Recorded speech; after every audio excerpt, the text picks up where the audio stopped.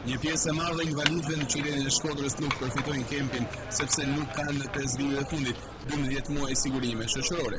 Ky është ligji i ndryshuar që në vitin 2014 që dëmton invalidët. Një shqetësim të tillë e ka edhe shoqata e invalidëve në Shkodër.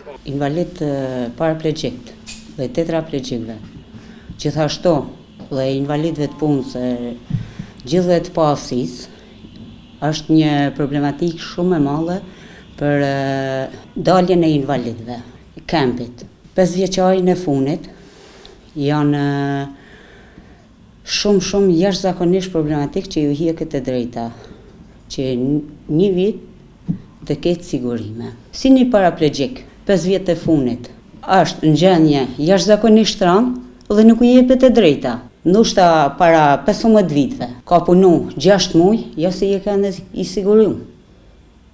Duhet 5 vjet e funit. Në Shkodër ndohu shprehjet se 50% e invalidëve nuk përfitojnë kempin sepse penalizohen nga ligji i 2014-s. Po thuaj se 50%.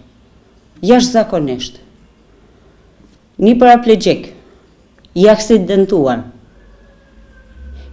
I thot ligji ik, nuk e përfiton. Absolutisht nuk e shoh të arsyeshëm. Penalizim jashtë maset. Shoqata e invalidëve i bën thirrje qeverisë që të rishikojë këtë ligj penalizues për ta. I bëj thirrje shërbimit social, qeverisë, t'ju japet një drejtë, se kanë nevojë.